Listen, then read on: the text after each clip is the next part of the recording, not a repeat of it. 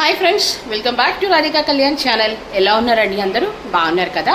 ఈరోజు మనం చేయబోతున్న వ్లాగ్ వచ్చేసేసి ఇక్కడే బెంగళూరులో అల్సూర్లో ఉన్న శ్రీ సోమేశ్వర స్వామి టెంపుల్ అనమాట. శివుడిది అనమాట ఈ టెంపుల్ వచ్చేసి.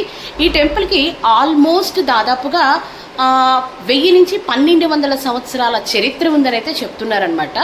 ఇప్పుడు మనము ఆ దేవస్థానానికి బయలుదేరబోతున్నాము. మాకు ఇంటి దగ్గర నుంచి దాదాపుగా ఒక 15 కిలోమీటర్లు అయితే పడుతుంది. సో ఇక్కడి నుంచి మనం ఇప్పుడు ఆలయానికి బయలుదేరబోతున్నాము.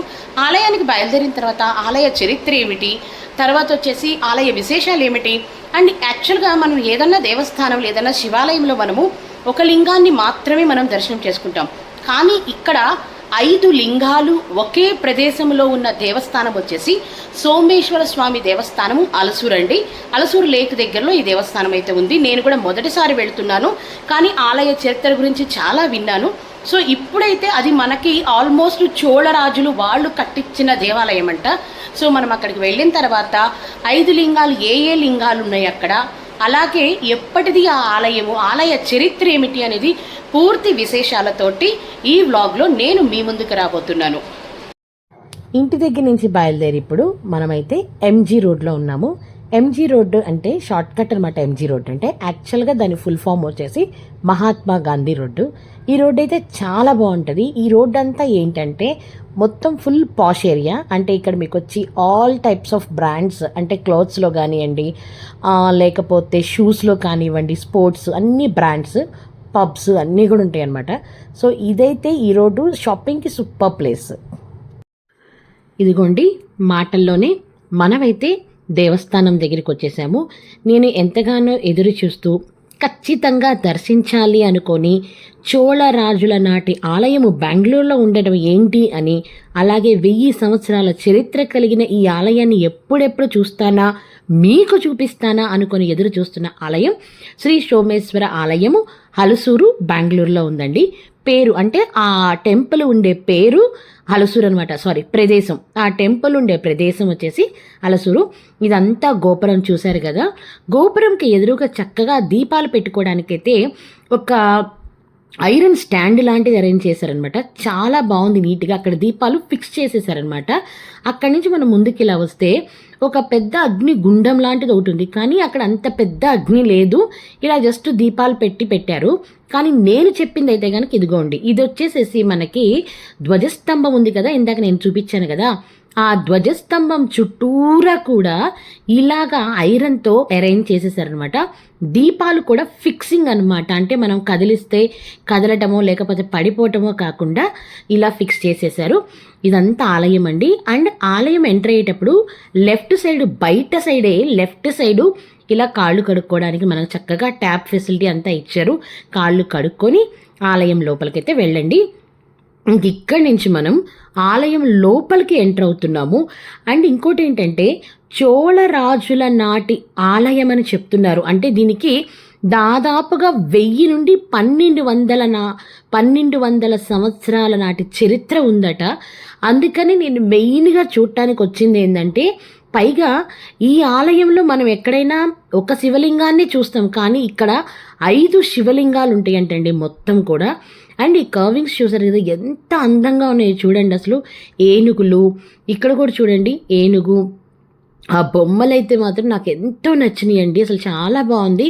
అందుకే మెయిన్గా మనకి పాత రోజులు అంటే మనకి రాజులు పరిపాలించేటప్పుడు ఈ చోళరాజులు కానివ్వండి, లేకపోతే శ్రీకృష్ణదేవరాయల కాలం నాటి అప్పట్లో ఏంటంటే మనకి ఆలయం అంటే చక్కగా చెక్కుళ్ళు ఉండేయండి. ఎంతో అందమైన శిల్పాలతోటి ఎంతో అందంగా ఆలయాల అలంకరణతో ఉండేవి.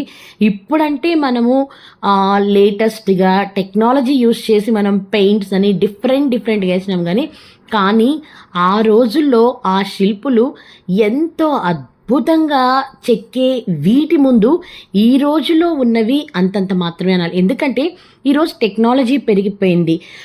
ఏం కావాలన్నా కూడా మనం just like that Google search చేస్తే తెలిసిపోతుంది. పెయింటింగ్స్ కాంబినేషన్ కూడా ఈవెన్ గూగుల్ చెప్పేసింది, ఒక కలర్ మిక్స్ చేస్తే ఏమొస్తుందని. కానీ ఆ రోజుల్లో అయితే వాళ్ళకి ఏమీ తెలియదు.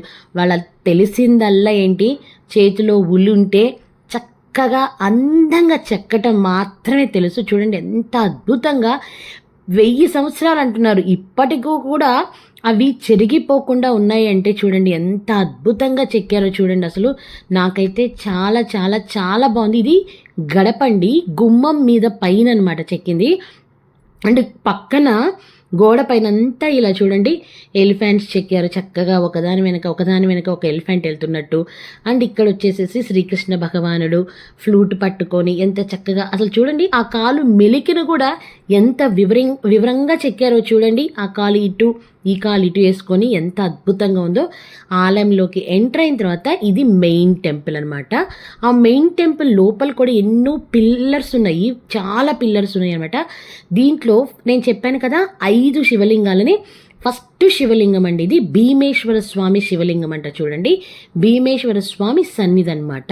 ఇది కూడా చూడండి, నాకు తెలుస్తుంది ఏంటంటే కింద ఆర్కిటెక్చర్ అంతా అంటే అప్పుడు కట్టింది, చోళరాజులు కట్టింది అలానే ఉంచేసి పైన అంటే టెంపుల్ పైన స్లాబ్లు కానీ లేకపోతే ఆ పైన ఉండేది మొత్తం నాకు తెలిసి మళ్ళీ రీకన్స్ట్రక్ట్ చేశారు అనిపిస్తుంది, ఎందుకంటే కొంచెం కొత్తగా ఉన్నట్లు అనిపిస్తుంది. అండ్ ఇక్కడ వచ్చేసేసి సుబ్రహ్మణ్యేశ్వర స్వామి అలాగే వినాయకులు ఉన్నారనమాట. అండ్ ఇక్కడి నుంచి వచ్చేసి ఇది 2వ శివలింగం అనమాట. పక్కనే నంజన్గూడు స్వామేశ్వర, అంటే ఇది ఇక్కడ మైసూరుకి దగ్గరలో నంజన్గూడు అంటే ఒక శివుడిది టెంపుల్ ఉందన్నమాట. దానికి కూడా చాలా హిస్టరీ, చాలా చరిత్ర ఉందండి. ఈరోజు యాక్చువల్గా సోమవారం అనమాట. చూడండి అసలు ఎంతమంది జనం ఉన్నారో చూడండి. సోమవారం అవటం వల్ల మా అదృష్టం చూడండి ఎలా ఉందో. ఎప్పటి నుంచో రావాలి అనుకుని ఎన్నోసార్లు కారుకి డ్రైవర్ని బుక్ చేసుకొని కూడా నేను క్యాన్సిల్ చేసుకున్నాను. తిరిగి మళ్ళీ సోమవారం రోజే టెంపుల్కి వచ్చాను చూడండి. నేను వచ్చేటప్పుడు మా డ్రైవర్ కూడా చెప్తున్నాడు అనమాట, సోమవారం రష్ ఉంటుంది మేడం అన్నాడు. అయినా పర్వాలేదు వెళదాము, విశేషమైన రోజు కదా, ప్లస్ శ్రావణ మాసం కూడా కదా, అండ్ ఇక్కడ దేవి ఆలయం కూడా ఉంది అన్నారు. అయితే వెళదాము పద బాబు, ఏం కాదులే, కొద్దిసేపు నిల్చుందాము, లేకపోతే ఏమైనా స్పెషల్ టికెట్ ఉంటే తీసుకుందాంలే పద అని చెప్పేసి బయలుదేరి వచ్చాము. ఎంత రష్ ఉందో చూడండి. ఇది టెంపుల్ లోపలికి ఎంటర్ అయ్యామన్నమాట. టెంపుల్ లోపలికి ఎంటర్ అయిన తర్వాత నేను చెప్పాను కదా ఆల్రెడీ పిల్లర్స్ ఉంటాయి అని చెప్పేసి, చూడండి ఎంత అందంగా ఉన్నాయో చూడండి పిల్లర్స్. ఇవన్నీ కూడా అప్పటి నుంచి చోళరాజుల నాటి దేవస్థానాన్ని అలానే ఉంచేశారండి, ఏ మార్పులు చేయలేదంట. ఇవన్నీ కూడా అప్పుడు వాళ్ళ రోజుల్లో ఈ ఆలయాన్ని కట్టేటప్పుడు చెక్కిన చెక్కుళ్ళే అనమాట. ఇవన్నీ కూడా అప్పటి పిల్లర్సే. కాకపోతే పైన అంటే దేవాలయం పైన మాత్రం కొన్ని చిన్న మార్పులు అయితే జరిగాయి అనమాట. ఎనీవేస్ ఈ టెంపుల్ హిస్టరీ అంతా ఇక్కడ నుంచి నేను మీకు చెప్పుకుంటూ రాబోతున్నాను. శ్రీ సోమేశ్వర ఆలయం, దీనినే హలసూరు సోమేశ్వర ఆలయము అని కూడా అంటారు. ఇది బెంగళూరులోని అతి పురాతన దేవాలయాలలో ఒకటి. ఈ ఆలయం 10వ శతాబ్దంలో నిర్మించబడిందని నమ్ముతారు. దీనిని చోళులు లేదా రాష్ట్రకూటులు నిర్మించారని భావిస్తున్నారు. ఈ ఆలయం దాని సంక్లిష్టమైన శిల్పకళ, చెక్కడాలకు ప్రసిద్ధి చెందింది. ఇది 12వ శతాబ్దంలో విజయనగర రాజుల చేత పునర్నిర్మించబడిందని కూడా చెబుతూ ఉన్నారు. ఆలయ చరిత్ర. గెజెటర్ ఆఫ్ మైసూర్ 1887లో బెంజమిన్ లూయిస్ రైస్ ఆలయ ప్రతిష్ఠ వెనుక ఉన్న ఒక పురాణాన్ని వివరించాడు. వేటకు వెళ్లిన కెంపగౌడ తన రాజధాని ఎలంక నుండి చాలా దూరం స్వారీ చేసి అలసిపోయి ఒక చెట్టు కింద విశ్రాంతి తీసుకొని నిద్రపోయాడట. అప్పుడు స్థానిక దేవత సోమేశ్వరుడు అతనికి కలలో కనిపించి నాకొక ఆలయాన్ని నిర్మించమని ఆదేశించాడని ఒక పురాణ గాథ. అలాగే ఈ ఆలయానికి సంబంధించి ఇంకొన్ని పురాణాలు కూడా ఉన్నాయి. అవి కూడా ఏమిటో ఇప్పుడు మనం తెలుసుకుందాము.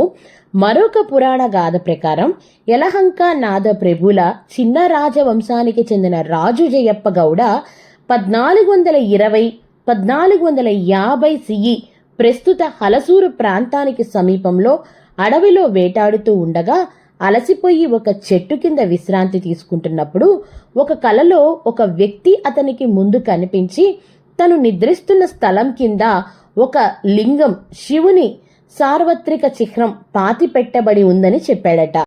దానిని తిరిగి పొంది ఒక ఆలయాన్ని నిర్మించమని అతనికి సూచించబడిందని, అలాగే మొదటగా ఈ ఆలయాన్ని చెక్కతో కూడా నిర్మించారని ఒక ఆలయ చరిత్ర. మరొక కథనం ప్రకారం ఈ ఆలయం చోళరాజ వంశానికి చెందిందని, ఆ తరువాత యలహంకనాథ ప్రభువులు తిరిగి పునర్నిర్మించారని కూడా చెప్పుకుంటారు. అలాగే ఇక్కడ కామాక్షి ఆలయాన్ని మైసూర్ మహారాజులు నిర్మించారు. అయితే వారికంటే ముందు కూడా ఆదిశంకరాచార్యులు వారు ఇక్కడ శ్రీచక్రాన్ని స్థాపించారన్నమాట. ఇది ఈ ఆలయ విశేషాలు. ఇదండి మన ఆలయ చరిత్ర. అలాగే మీరు ఈ యొక్క దేవస్థానానికి వస్తే ఆల్మోస్ట్ అందరి దేవతామూర్తులని చక్కగా దర్శనం చేసుకోవచ్చు. అండ్ ఇక్కడ ఉన్న కామాక్షి అమ్మవారి రూపం చూస్తే ఎంత అద్భుతంగా ఉందంటే, అమ్మ ఎంత ముచ్చటగా అలంకరించి ఉన్నారంటే 2 కళ్ళు సరిపోలేదు నాకైతే. తర్వాత ఇక్కడున్న లింగాలు వచ్చేసి మొత్తం 5 అని చెప్పానుగా. మొదటిది వచ్చేసి సోమేశ్వర లింగం ఒకటి, భీమేశ్వర లింగం ఒకటి, చంద్రమౌళేశ్వర లింగం ఒకటి, నంజన్గూడు లింగం ఒకటి, తర్వాత అరుణాచలేశ్వర లింగము. టోటల్గా 5 లింగాలు. అలాగే ఆంజనేయ స్వామి వారు నాగేంద్రులో. సో ఫ్రెండ్స్, ఇది ఈరోజు మన వ్లాగ్. సోమేశ్వర స్వామి దేవస్థానం మీరు అందరూ చూసారు కదా, ఎంతో బాగుంది. యాక్చువల్గా టెంపుల్ మేము ఎంటర్ అయినప్పుడు మీకంతా దేవస్థానం ప్రాంగణం అంతా చూపించాను కదండి. ఆ ప్రాంగణం అంతా చూస్తే ఇంత దేవస్థానం ఉందా అనిపించింది. ఇంకా లోపలికంటే గర్భగుడి లోపలికి వెళ్ళిన తర్వాత స్వామివారి దర్శనం అయిన తర్వాత చూస్తే ఆ వెనకైతే ఎంత పెద్ద దేవస్థానం ఉందంటే అంత పెద్ద దేవస్థానం ఉందండి. అండ్ ఇంకోటి ఏంటంటే, ఈ దేవస్థానంలో ఆ ఒక్క దేవస్థానాన్ని మనం దర్శించుకుంటే చాలండి.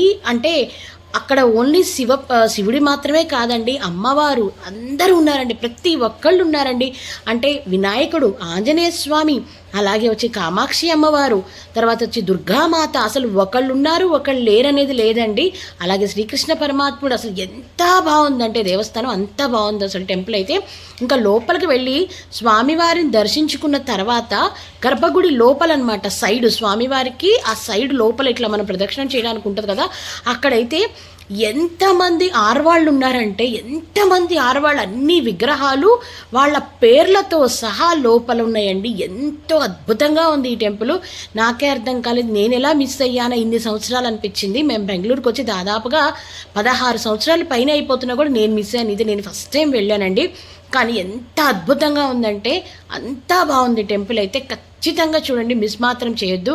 అంటే మేము సోమవారం రోజు వెళ్ళాము, కొంచెం క్రౌడ్ ఉంది. కానీ ఎక్కడ కూడా నాకు ఈ దేవస్థానంలో నచ్చింది ఎక్కడంటే అండి, అంత క్రౌడ్ ఉన్నా కూడా కొంతమందినే పంపించి చక్కగా స్వామివారి దర్శనాన్ని చాలా బాగా చేసుకొని ఇస్తున్నారు. అంటే కళ్ళారా స్వామివారిని చూడనిస్తున్నారు. అండ్ చక్కగా స్వామివారికి ఏంటంటే హారతి ఇస్తున్నారు. చాలా చక్కగా ఉంది. యూజువల్లీ ఏంటంటే మంచి ఇట్లా ఫేమస్ టెంపుల్స్లో లేదా క్రౌడ్ ఉన్న టెంపుల్స్లో ఏంటంటే లాగేస్తుంటారు, వెళ్ళిపోండి అని. అలా అయితే అసలు ఎట్టి పరిస్థితిలో చేయలేదండి. చాలా చాలా చాలా అద్భుతంగా ఉంది దేవస్థానం. దయచేసి మీరు కూడా ఎవ్వరు మిస్ అవుద్దండి. ఏం లేదు, అల్సూరు శ్రీ సోమేశ్వర దేవస్థానం అని కనుక గూగుల్లో కొడితే చక్కగా వెళ్ళొచ్చు హ్యాపీగా. ఆ తర్వాత పక్కనే కామాక్షి అమ్మవారి దేవస్థానం ఉంది. అంటే అదే ప్రాంగణంలో పక్కన అనమాట. మీరు చూశారు కదా ఆల్రెడీ. అసలు ఎంత బాగుందంటే అమ్మవారండి, దగ్గ మెరిసిపోతూ 2 కళ్ళు సరిపోవటం లేదు ఆ తల్లిని చూడడానికి. శ్రావణ మాసం అవటం వల్ల అమ్మని ఎంత అందంగా అలంకరించారంటే అంత అద్భుతంగా ఉంది. సో ఇదండి ఈ వ్లాగ్ కనుక మీకు నచ్చినట్టయితే నా ఛానల్ని లైక్ చేయండి, షేర్ చేయండి, మంచి కామెంట్స్ పెట్టండి. అలాగే సబ్స్క్రైబ్ చేసుకోవడం అయితే మర్చిపోవద్దండి. ఉంటాను మరి, బాయ్ బాయ్.